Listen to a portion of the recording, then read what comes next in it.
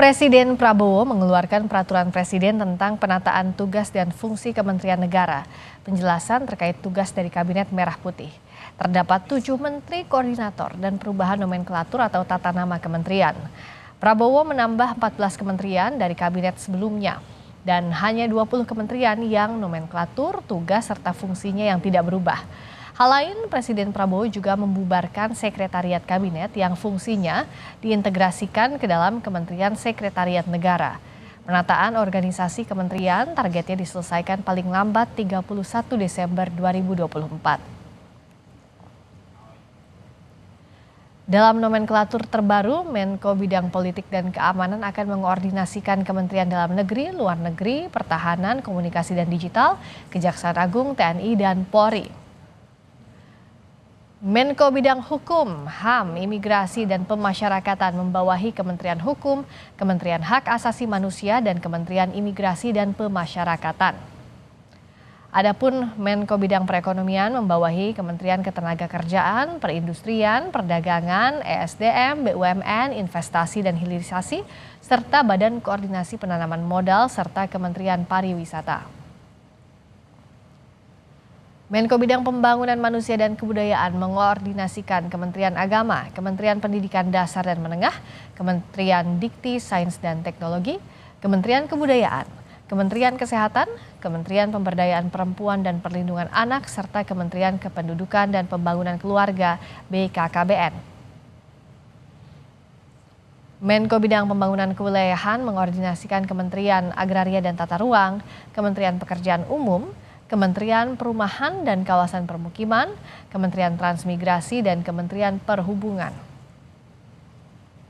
Menko Bidang Pemberdayaan Masyarakat mengoordinasikan Kementerian Sosial, Kementerian Perlindungan Pekerja Migran Indonesia, Kementerian Desa dan PDT, Kementerian Koperasi, Kementerian UMKM, serta Kementerian Ekonomi Kreatif.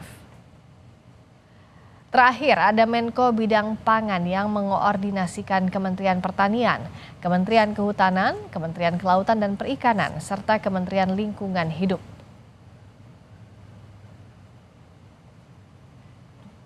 Lalu apa saja dampak perubahan nomenklatur dan fungsi kementerian? Ada jurnalis Kompas TV Cindy Permadi yang melaporkan dari Istana Kepresidenan Jakarta. Cindy, jadi apa saja penjelasan Istana terbaru ini terkait keluarnya Perpres 139 tahun 2024? Ya, Friska masih merujuk juga kepada Perpres nomor 139 tahun 2024 yang ditandatangani oleh Presiden Prabowo Subianto kemarin 21 Oktober 2024 bertepatan dengan dilantiknya 109 menteri dan wakil menteri Kabinet Merah Putih. Di situ diatur yang menjadi salah satu prioritas tampaknya dari pemerintahan Prabowo Subianto dan Gibran Rakabuming Raka adalah penataan organisasi kementerian yang diusulkan oleh Menpan RB. Artinya 48 pos menteri di Kabinet Merah Putih harus sudah selesai penataan organisasinya dalam waktu kurang dari 3 bulan saja atau tanggal 31 Desember 2024. Hal ini tentu akan menjadi tantangan. Kenapa? Karena kita tahu diatur juga dalam Perpres ada 48 pos kementerian yang kalau kita bandingkan dengan pemerintahan Joko Widodo Maruf Amin ada 34, artinya ada penambahan 14 pos menteri yang kalau kita bedah lagi ada kementerian koordinator baru, ada yang dipecah, ada juga yang dilebur. Misalnya kalau untuk kementerian koordinator yang dipecah ada Kemenko Polhukam menjadi Kemenko Polkam, dan juga Kementerian Kumham, Imigrasi dan Pemasyarakatan, ada Kemenko PMK yang dipecah lagi jadi Kemenko PMK dan Kemenko Pemberdayaan Masyarakat. Ada yang baru misalnya Kemenko Bidang Infrastruktur dan Pembangunan Kewilayahan, ada juga Kemenko Bidang Pangan. Tapi juga ada yang dilebur, misalnya Seskap yang sebelumnya setingkat menteri saat ini berada di bawah Mensesnek atau kalau mengutip istilah dari Perpres diintegrasikan ke dalam kementerian yang mengatur tugas-tugas kesekretariatan negara. Artinya, kalaupun ada yang dilebur ataupun juga ada yang dipisah, misalnya seperti Seskap yang saat ini berada di bawah Kemensetnek, sumber daya manusianya, asetnya dan anggarannya dialihkan menjadi di bawah Kemensetnek. Yang menjadi tantangan artinya bagaimana dalam waktu kurang dari 3 bulan pemerintah bisa mengatur infrastrukturnya, kemudian juga pengalihan dari organisasinya itu sendiri, Friska. Baik, Cindy, saya akan lanjutkan lagi soal dampak perubahan nomenklatur dan fungsi dari kementerian lembaga ini, tapi usai kumandang azan maghrib bagi wilayah DKI Jakarta dan sekitarnya berikut ini. wilayah DKI Jakarta dan sekitarnya. Sapa Indonesia Malam, kembali kita akan menuju ke Istana Kepresidenan Jakarta bersama jurnalis Kompas TV Cindy Permadi. Cindy, bicara soal tadi perubahan nomenklatur kementerian dan lembaga, apa saja perubahannya, dampaknya terutama terkait juga fungsinya yang ini harus dituntaskan seperti yang Anda sampaikan tadi sampai akhir tahun kurang 3 bulan lagi.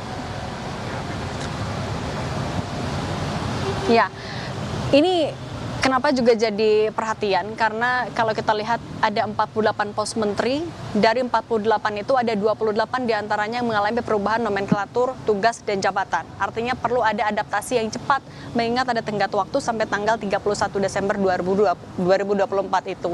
Nah, apa saja dampaknya? Pertama adalah infrastruktur. Misalnya karena ada kementerian koordinator dan ada kementerian baru, artinya harus ada kantor-kantor baru tempat di mana para Menko dan Menteri ini bekerja. Misalnya kalau AHY sebelumnya masih bingung akan berkantor di mana, memang sekarang ini sudah mendapatkan solusi yaitu berkantor di kantor Kemenko Marves, dan tampaknya beberapa kementerian lain juga yang baru dibangun, mereka akan berkantor di gedung-gedung yang sudah ada. Sama misalnya dengan Muhaimin Iskandar yang menjadi Menko Pemberdayaan Masyarakat akan berbagi kantor dengan Menko PMK Pratikno. Nah, kemudian juga yang jadi catatan adalah bagaimana soal pembagian tugasnya. Ada 48 pos kementerian, ada 7 utusan khusus, ada 7 juga penasehat khusus. Nah, kalau dari Ketua Harian Partai Gerindra Sufmi Dasko Ahmad yang juga adalah Ketua Tim Transisi Prabowo Gibran sebenarnya sudah memastikan kalau tidak akan ada yang tumpang tindih tugasnya. Tapi kalau kita melihat dari Perpres yang juga ditandatangani oleh Presiden, utusan khusus dan penasehat khusus tugasnya sama-sama melaksanakan tugas dari Presiden yang di luar kewenangan dari kementerian. Nah, tapi kalau dari Dasko menjelaskan kalau utusan khusus akan melaksanakan tugas yang menjadi instruksi dari Presiden. Sementara kalau penasehat khusus akan memberikan masukan kepada Presiden. Begitu juga misalnya kalau ada yang tipis-tipis tugasnya seperti Kemenko Perekonomian dan Dewan Ekonomi Nasional, mereka juga sudah menegaskan tidak akan tumbang tindih tugasnya. Kalau Kementerian Koordinator Bidang Perekonomian tugasnya akan mengolah kebijakan untuk direalisasikan untuk masyarakat. Sementara kalau untuk Dewan Ekonomi Nasional akan lebih ke memberi nasihat kepada Presiden, mengkaji masalah yang terkait dengan sektor ekonomi. Nah, soal tugas-tugas yang dikhawatirkan tumpang tindih ini menjadi alasan kenapa besok juga akan dilaksanakan sidang Kabinet Paripurna Perdana di Istana Kepresidenan Jakarta. Presiden Prabowo akan menjelaskan lebih rinci tugas-tugas dari masing-masing kementerian, sekaligus juga akan ada pembekalan lanjutan yang akan dilakukan oleh Prabowo di Magelang dari Jumat sampai Minggu. Itu akan ada pengarahan secara lebih teknis. Tujuannya ada 3 agenda besar. Yang pertama adalah menjabarkan lagi program prioritas pemerintah selama 5 tahun ke depan, kemudian juga memberikan pengarahan secara detail untuk masing-masing pos kementerian, dan untuk mempererat hubungan dari masing-masing menteri, wakil menteri, kepala badan, dan lain-lain yang jumlahnya ada 136 orang. Mereka akan mengikuti pembekalan lanjutan di Magelang ya agar tadi bisa mencapai apa yang dimasukkan dalam visi, misi, dan astacita dari Prabowo Subianto dan Gibran Rakabuming Raka Friska. Tugas pokok dari masing-masing kementerian lembaga termasuk setelah berubahnya nomenklatur akan ditekankan oleh Presiden Prabowo Subianto besok dalam sidang Kabinet Paripurna agar para menteri, wakil menteri mengetahui apa tugasnya masing-masing dengan perubahan ini. Terima kasih Cindy Permadi, jurnalis Kompas TV langsung dari Istana Kepresidenan Jakarta. Saudara, Menko Bidang Hukum, HAM, Imigrasi, dan Pemasyarakatan Yusril Iza Mahendra memberikan klarifikasi